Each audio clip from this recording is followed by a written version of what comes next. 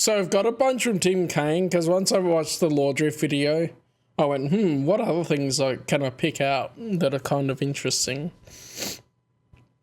So, blasted cough and throat.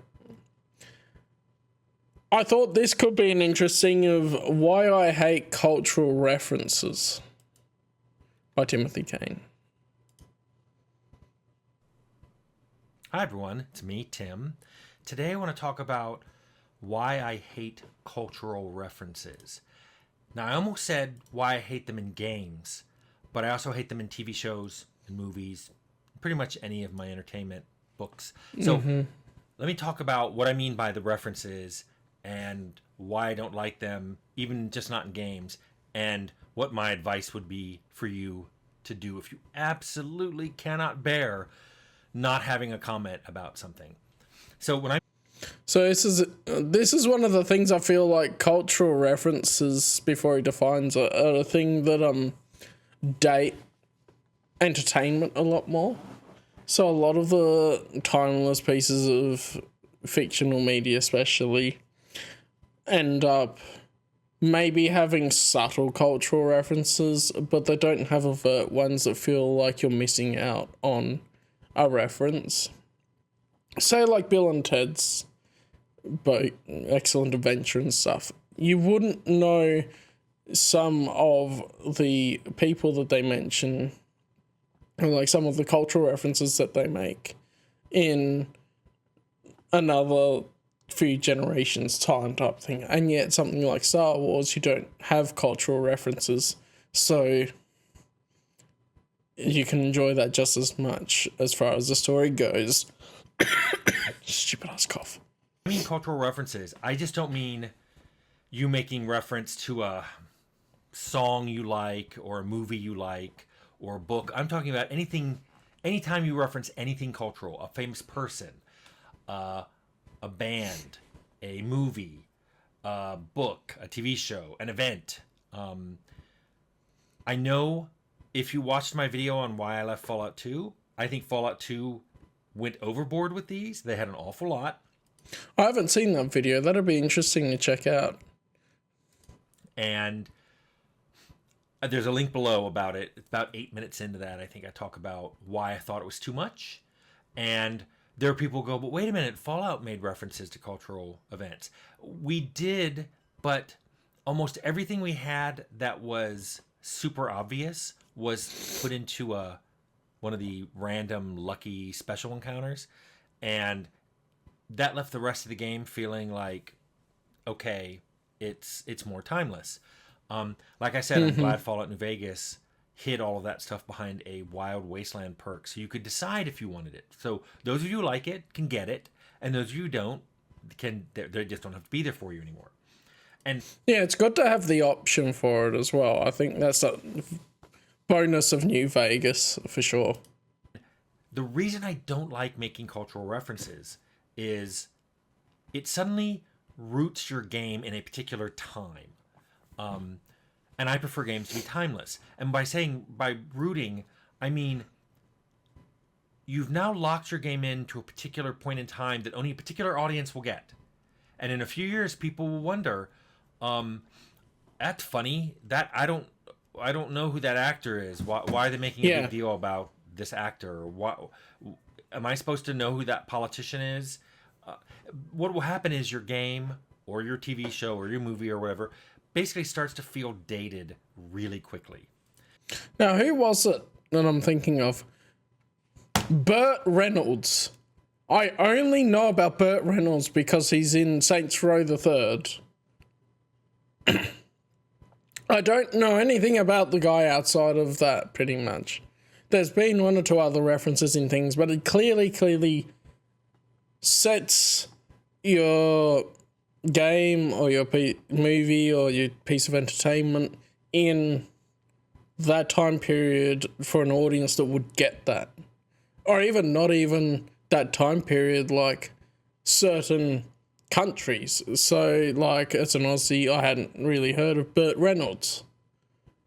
In different countries, I don't know how well known some people, like if you have something based in America, that has references to American cultural things that they know, if people in other countries would get them as well.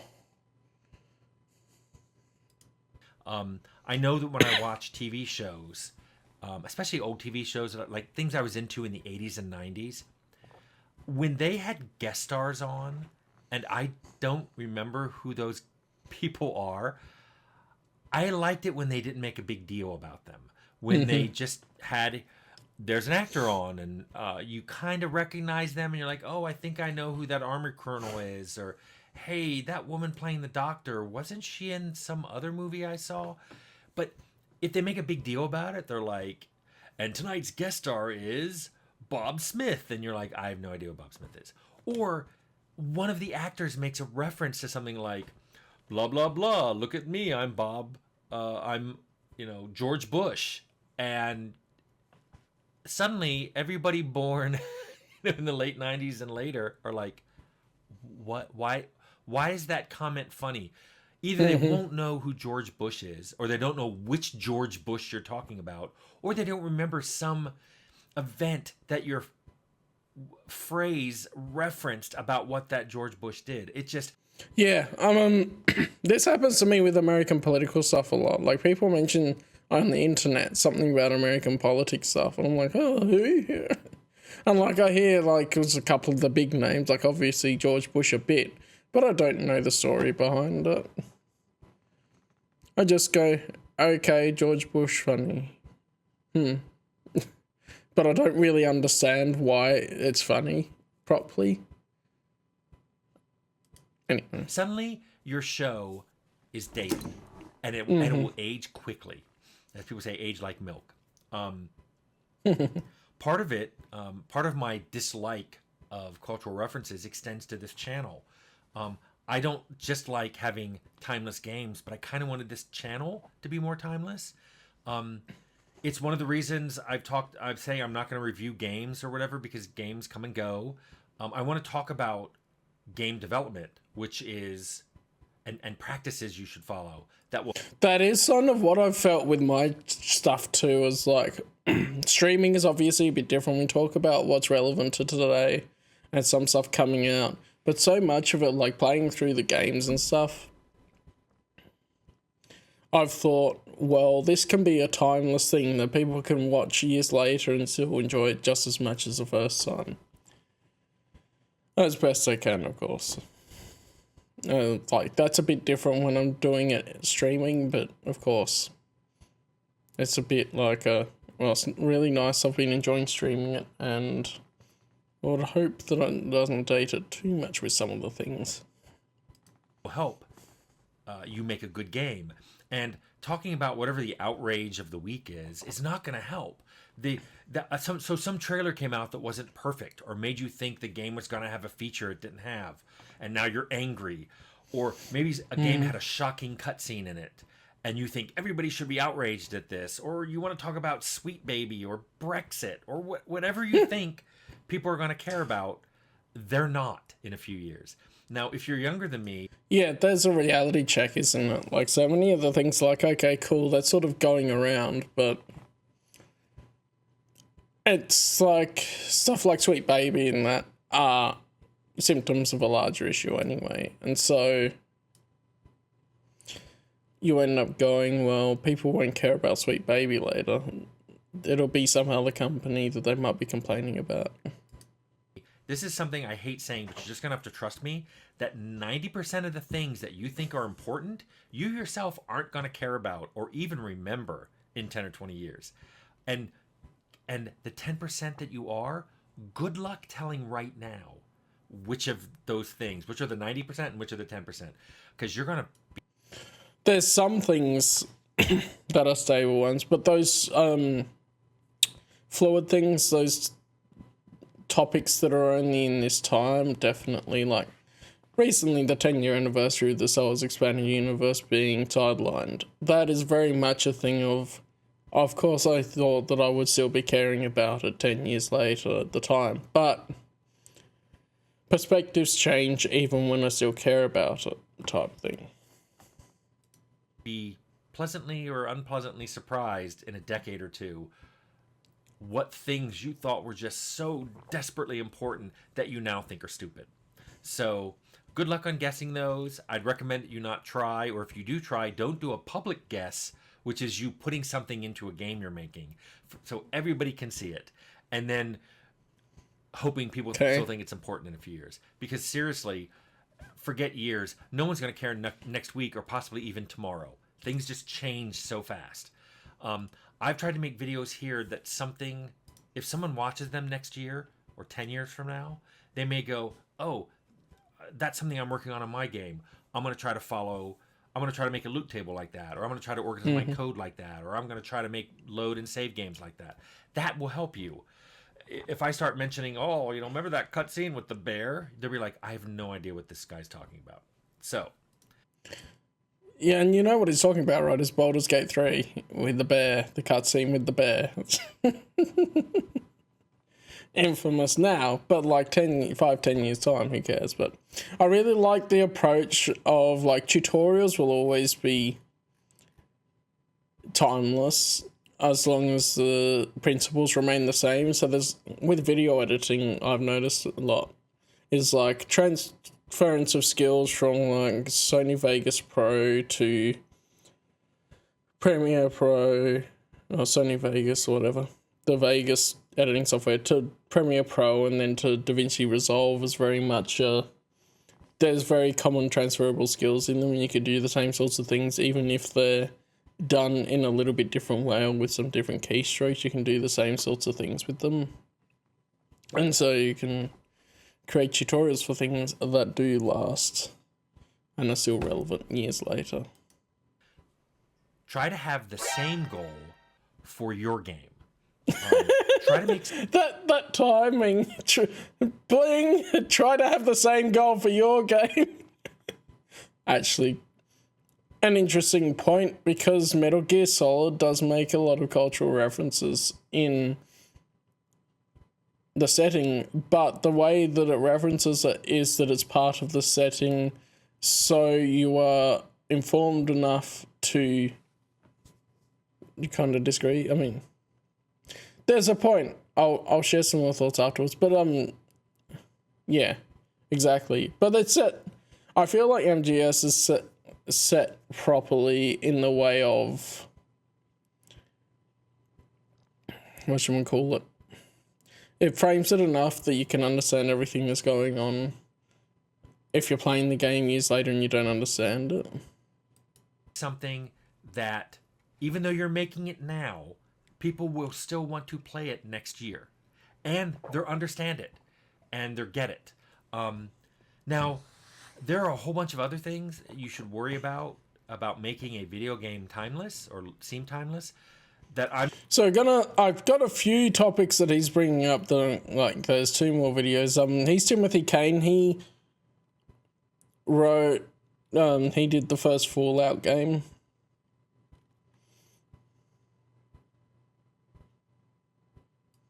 I'm not going to get into because it's not really my area, but I'll give you just to throw one out there so you know there are other things. Making games with super realistic artwork. The level of realism that we can do gets better and better every year. So if you try to be super realistic in a video game, really quickly your game will look old and dated. The cutscenes, the environments and all that will look really, really badly dated. If you don't believe me, go back and try some really realistic 90s games, especially the ones where they had actors record themselves in front. I mean, there's stuff from his own franchise as well, aren't they? He's got the Fallout stuff and a bit of Unreal things and then some books. Blue screens in front of a virtual environment, and it looks ridiculous. But back then that was super realistic. So anyway, this isn't my specialty, so I'm not going to go into that. What I'm talking about is what you can do narratively to make sure that your game stays timeless. And what I would recommend... so his point is that... oh, yeah, those are ridiculous.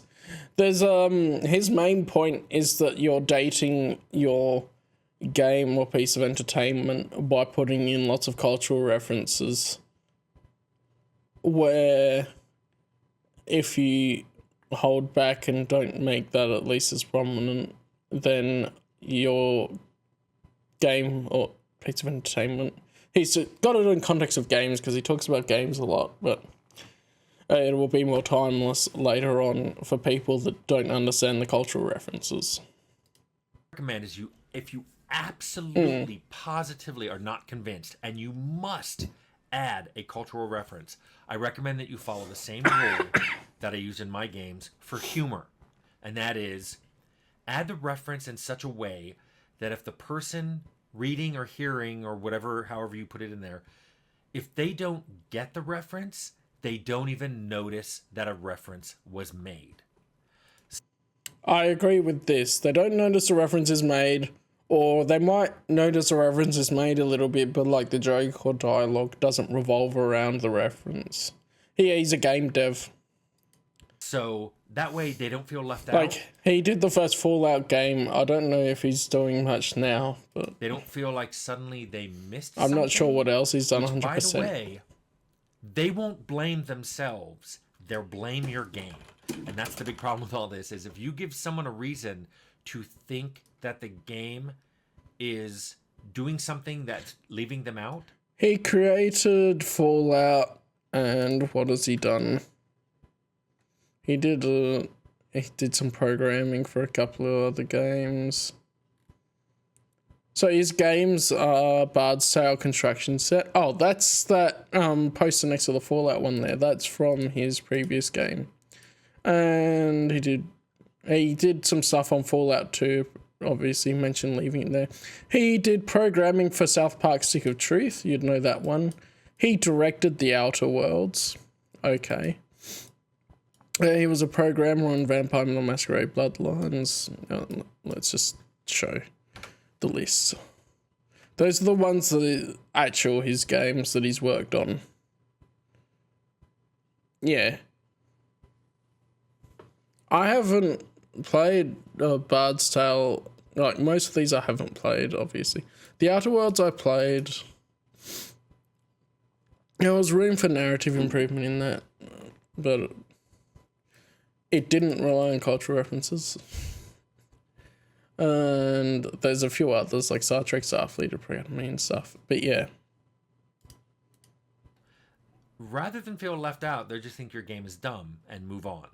And you can't explain, oh, you didn't get what I was saying. They're like, they're gone. You've already lost their attention. They're out of here. So the TLDW of this video is, if you have to add a cultural reference to a person, an event, anything, do it like I recommend humor being done, and put it in a way that someone watching it who knows the reference will go, oh, there's another meaning here.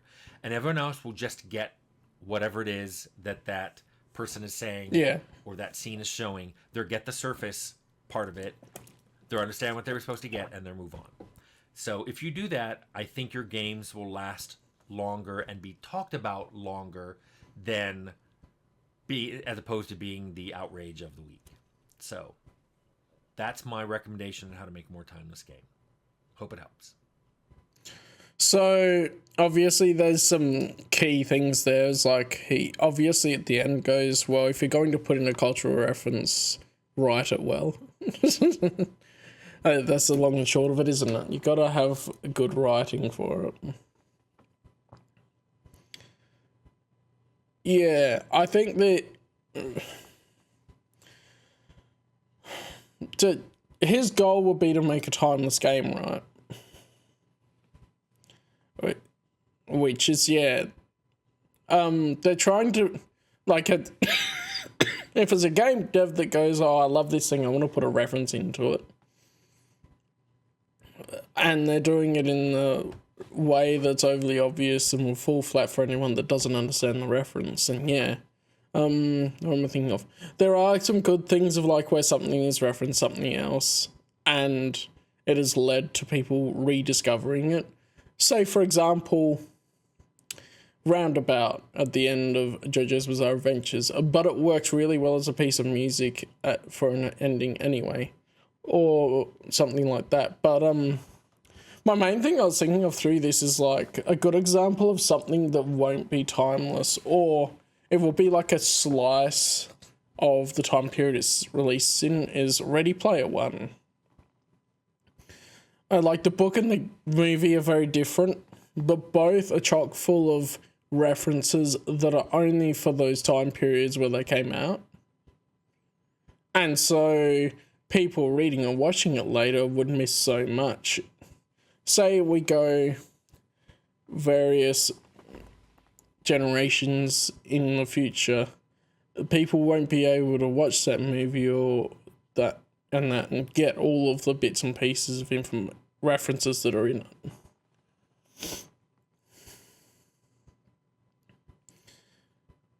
Yeah. And he wasn't even mentioning work stuff. He was just like people that probably are over enthusiastic about putting the cultural reference in and then just chock full their things with it. Not necessarily anyone in particular.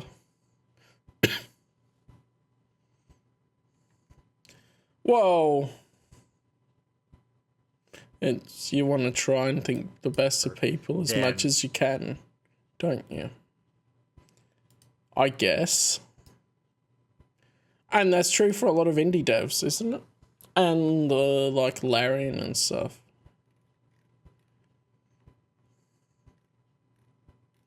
Yeah, he definitely is part of an old guard of it, and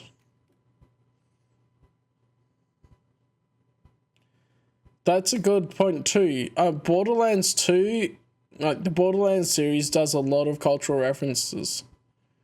But like even when I was playing Borderlands 3, I was like, it's a comment here mentioning Borderlands 2 was a good example of a wonderful game that did a lot of references.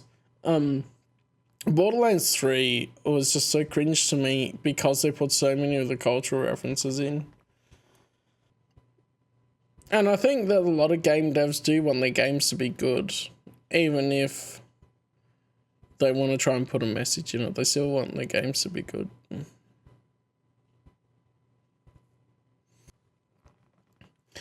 It's how you frame it. I think that's the thing of like, he's saying just write it well. I know. You're also, I guess the game dev industry in general is not just of the AAA woke games. But yeah, the context has to be mentioned properly. Exactly. That's exactly his point, Jayland. You don't know what that is, so you don't get the cultural reference. So the analogy is not timeless.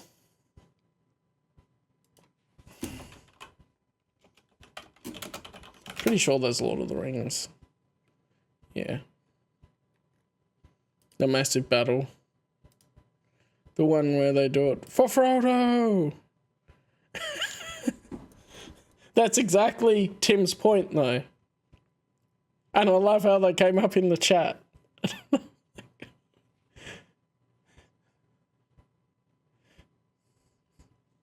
Because you go, okay, Pelennor Fields. What's that?